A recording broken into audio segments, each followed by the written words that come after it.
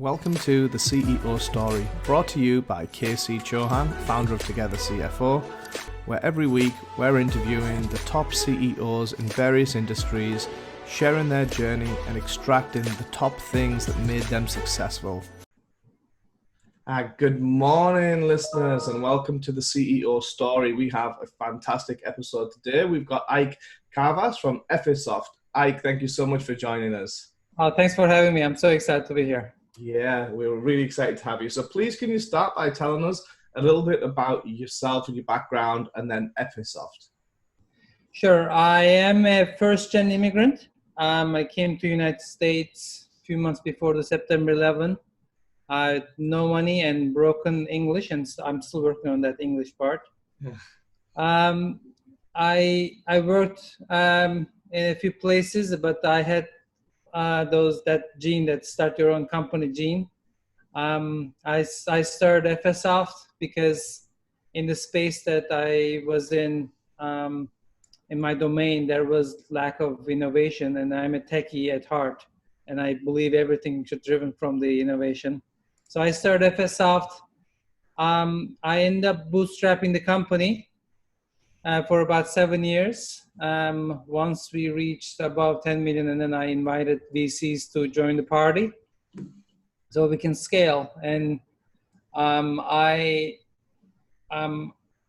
think one of my goals is to have Ephesoft, this company, to help community, starting with the inside. So I hire a lot of young talent, and hopefully this will be their stepping stone to their next level in their careers.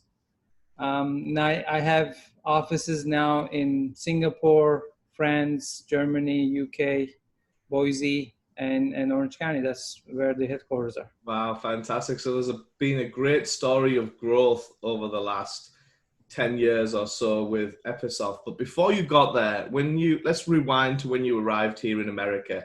And I can relate to being a first generation immigrant. Obviously, I'm not American either. So I know how difficult that can be. And especially at the time that you came here with 9/11 and things were very, very different then. How was it kind of moving to a new country, starting fresh? What was kind of going through your mind? What pushed you to do that? Well, first of all, I tried to be an entrepreneur in Turkey as well. With no money, I went into competitions to kickstart it. It didn't work out, so it was just too small for me. I think in Turkey was too small. So I found my way here. I actually came with my return ticket already bought because didn't have money to last more than 30 days. But I worked really hard day and night to find a suitable job for me that will also give me H-1B visa. So I stayed, and I found a company in 27 day. Wow. And I stayed. But it was also surreal times, as you said. It was just, I think a month later or two, September 11 hit. And I was very worried about my even skin color then, because of the attackers, and then the borders closed. I probably couldn't have stayed if I came to the United States 3 months later, right? So there were different times, but I just put my head down and put 150% of myself to my craft, and then went from there. Great. So you always try to focus on the problems that you try to solve. You can solve, and nothing else. There's a couple of things that you said that stood out there. One is that even in Turkey, you had this entrepreneurial spirit, this drive to kind of succeed in business. So where did you develop that, or how did that kind of come about? That's a good question. I think we had these festivals, religious festivals, and on the third day of the religious festival, you kids buy all kinds of stuff, firecrackers and all that stuff, right? So that's where it started. I had a little booth, that means cloth Table. on the floor. Wow. Okay. Wow. Yes, and my family tells me that I was so excited I couldn't sleep all night because I was going to sell a few things the next day, to other kids. It just, I don't know if something that my dad or my mom did. I think it was always in me. It must be the gene that came from somewhere. That's fantastic. I love that story. We'll have to talk more about that in detail, but we'll get back to that. But so then, okay, so you had this gene, you had this drive from a young age when you were a child. It was just something in you.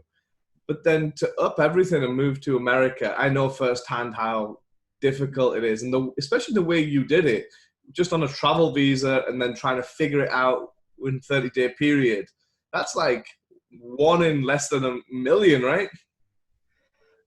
Yeah, probably, but it, um, so that drive came from somewhere inside. I am always looking for the next step in my career. I am relentless about it, and I can't say there are many things on earth that can stop me doing what I want to do next.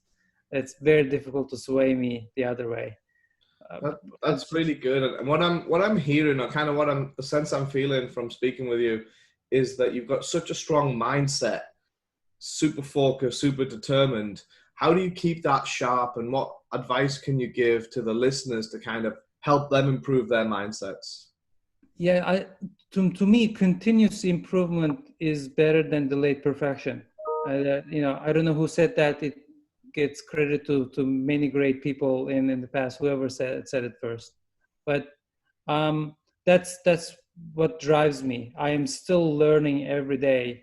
Even today, I have a CEO coach, and we outlined where I'd like to be 3 to 5 years from now, and then we created a chart about the qualities of that person as a father, as a family man, as a CEO.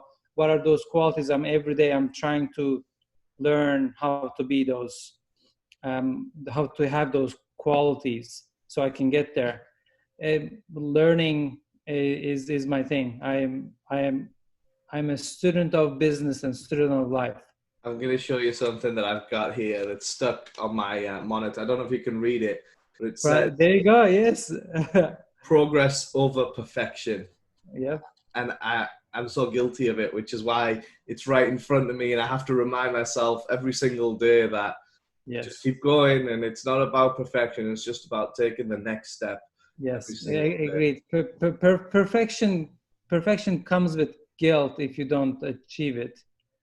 So I think intention without attachment is the right thing.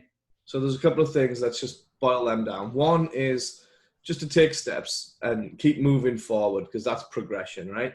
It doesn't have to be perfection. The next step is be mentored or get coached by people that can help you, because no one's the finished article. So find someone that can help you develop in whichever area that is, and then put some steps in place to kind of paint the future, paint the vision. A lot of like what The Secret says, really, I think, if you've read that book. Yes, of course I have. Yes. And I think another suggestion for the upcoming entrepreneurs is also find how you learn the best. Now, some people are auditory. Some people have to learn with the mistakes they make so that they don't do it again, right? They experience some reading, some listening. So find the way you learn first. Yeah, that's actually a key point, because we all learn differently. We all absorb information differently and act differently as well. So it's really good to understand the type of person you are, so you can then expand that quicker. So that's a good point. Yeah, So and I'll say one more thing. The Secret is a great book. The one of the first books I read was Rich Dad Poor Dad. If I want to combine the two, you have to put yourself in a position so that you can allow those opportunities to come to you, right? And then you can exploit. So it's the combination of both. Not only you have to give the steps and then so that you're ready for that opportunity, but when the time comes, you have to embrace it and then grab You it by the. remind me of the part in that book where he's working in the shop and then he realizes he can get a side hustle going. So that's what reminded me of with your crackers. Yep. Yep. So let's move on to Ephesoft. Like, Sure. so you worked here for a few years and then you started your own business, which you've been very successful at over the last 10 plus years, multiple offices, multiple countries, making a huge impact. How, if we just rewind back to the beginning of the company, how did you make that initial transition from working at Kofax into then starting your own business, getting your first contract, and then building a team? Sure. So, first of all, while I was at Kofax, I think I had a side hustle, just like Rich Dad Poor Dad. It has nothing to do with technology. It was about some mouthwash business doing on the garage. So and when I sold that, I had little tiny bit of money to last me for a few months. So I left and I started Ephesoft. I found a company in India that will be my product development center. And I started working here as a freelancer because the amount of money you make here, can have you hire 4 or 5 people in India. Yeah. So that's how I spend the first 7 months, by financing from what I do here with the employees there, with the engineers there. Is this with the mouthwash company or with Ephesoft? No, it was before Ephesoft. So mouthwash company was a kickstart. Okay. Capital, if you will. Okay. All right. Tiny money. Seed money. Seed money. So in about 7 months, I had a prototype of the technology that I start to show everybody that I can call, right? Because at the time I was the, product manager, janitor, salesperson, and the accountant, as you can imagine. The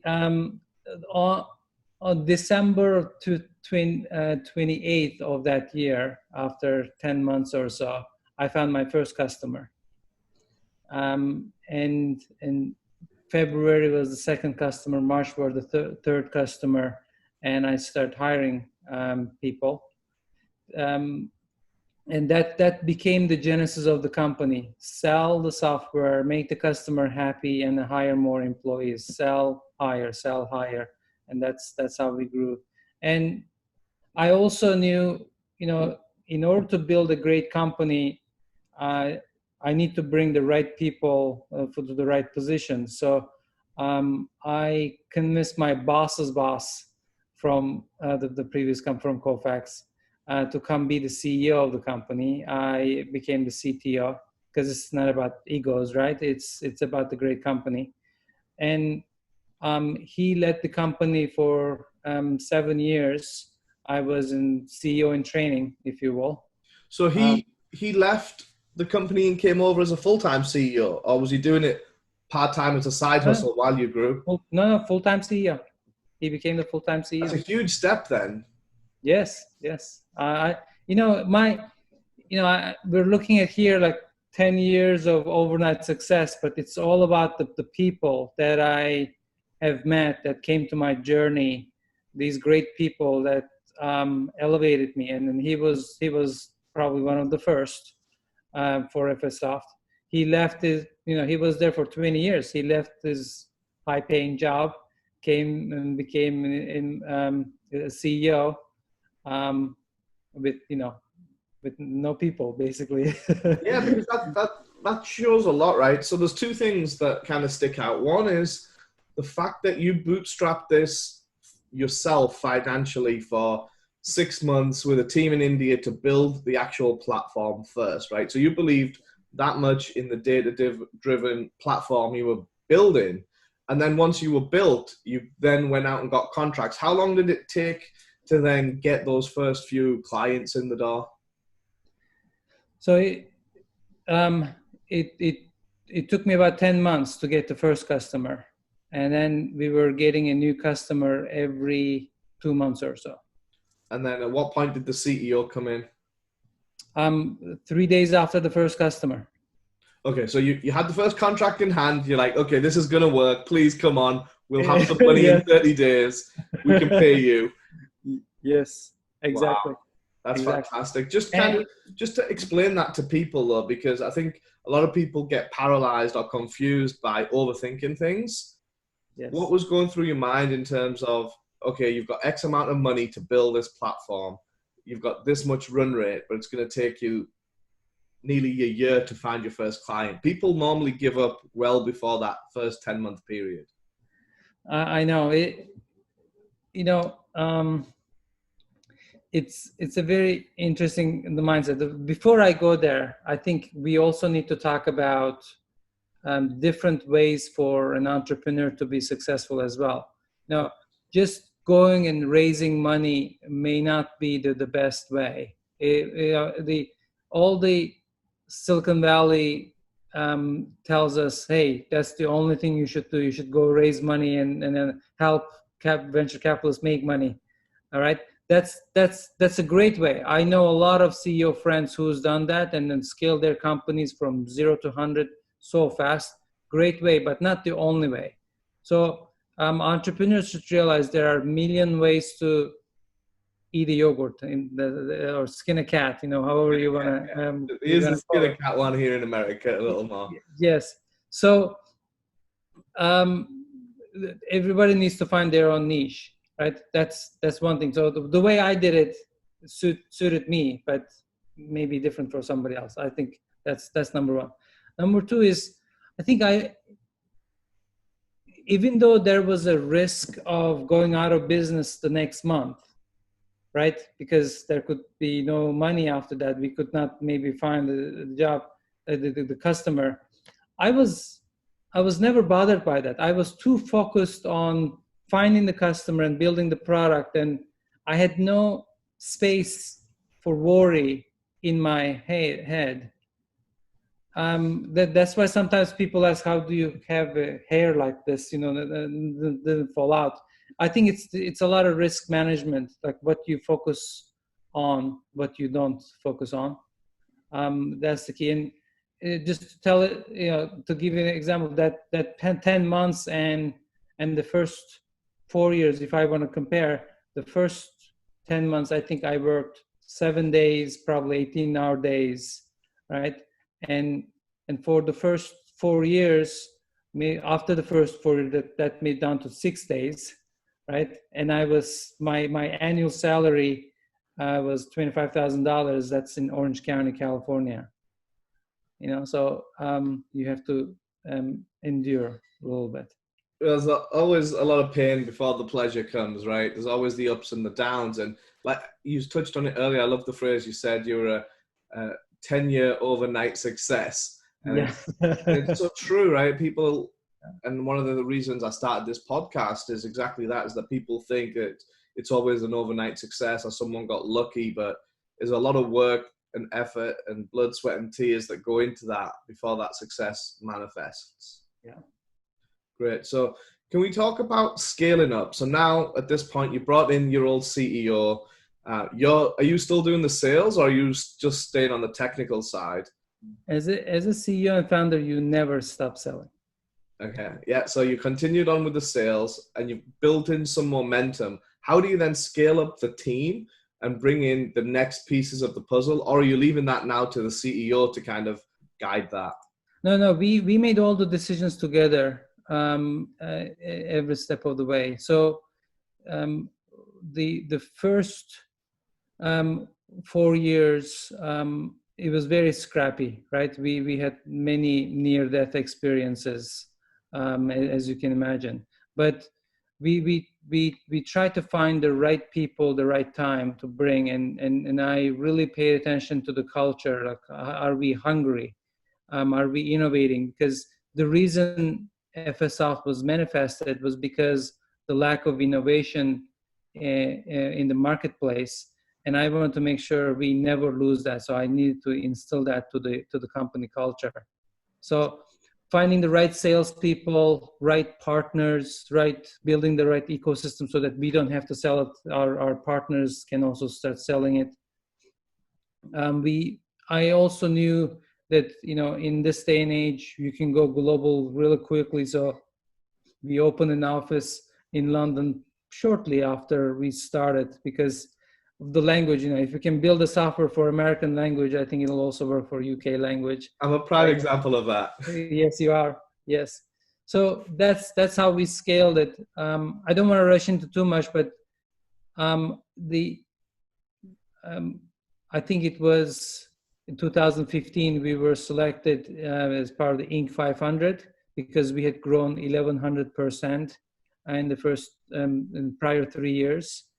But after that, I knew that we both me and my CEO needed somebody that has grown companies to 50, $100 million. The next level. The next level. And we had no experience that. So we start looking for a venture capital firm that can actually help us see the next challenges and the challenges after that, right? So on year 7, we found that company, and we were already. Just take a pause right there, because this is kind of one of the key points that I make with a lot of my clients, and I think it can be helpful, is that the team that's got you where you are today isn't necessarily the team that's going to get you where you want to be. Exactly. Yes. Not everyone understands that though. So what made you click that way and kind of think that way? Because most people, when I say that to them, they may not agree all the time, but definitely speaking, in all of my experience, I've found that. So what kind of made you already have that in your mind? Actually, I didn't know. The VC taught me. Okay. All right. Right. So again, it's if you're going to be successful, there's a lot of stuff that gut-driven decisions for the founders, right? But you have to balance that with the coaching that you're getting, right? So it was the VC that encouraged me to be the CEO because I was training for a very long time. And then they're the ones who helped me found a great CFO, for example. Before that, I was the accountant, and we were getting part-time CFOs here and there. You can't be one of the greatest companies in Orange County, United States, without proper CFO. And then even though I called myself CTO for the first 7 years, when I found our CTO, Kevin, I realized what a real CTO looks like. All right. So it's same as like that. So I embraced the coaching, and I started bringing the next level of superhuman executives to run different divisions of the company, and I started relinquishing all my duties so that we can divide and conquer at this scale. Yeah, no, that's fantastic. And I think, one of the things you said right at the beginning is that this is not about ego, and this is just about the greater good of the business and kind of making a bigger impact. And that you are really a personification of that, because so many people that found the company or start the company would want to be the CEO, would want to be the head man. And for you to then put yourself to one side and bring in someone with the experience and then level up again when the time was right to reach that next step. There's some fantastic things that you put in place there. Yeah, learning every day. We all are, right? We all are. So as we come to conclude, I always like to end with one question, and that is, if you had to attribute your success between 3 factors, how would you split it between drive, skill, and luck? Drive, skill, and luck?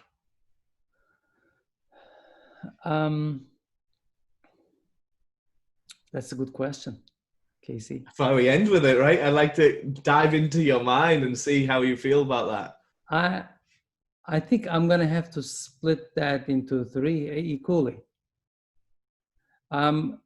Without the drive, you cannot endure, you cannot keep going. And it's really, really hard to keep going because you will have tremendous amount of challenges ahead of you at every stage, right? Some things you can control, some things you can't, but there's always, and then without the drive, you cannot pass through those. Skill, I'm glad you said skill, not talent, because skill is gained, learned. Talent may be born, right? So I really value learning new skills every day at every stage. So that's a continuous realm for me. So I'm not going to say I had all the skills I needed in the beginning, but the fact that skill is part of it and you continuously learning at every stage, that's why it's 1/3. Luck, I think I will change that a little bit. It's about the people you meet along the way, the people you attract along the way. If we're talking about secret a little bit, that makes a big difference in your life. There's always luck. Timing is very important, but the people that are coming in the right time in the right place are the ones make you successful. Yeah, definitely. I agree with all of that. So, Ike, thank you so much for sharing your knowledge with us and your story. We look forward to keeping in touch. Thanks, Casey. It was a pleasure.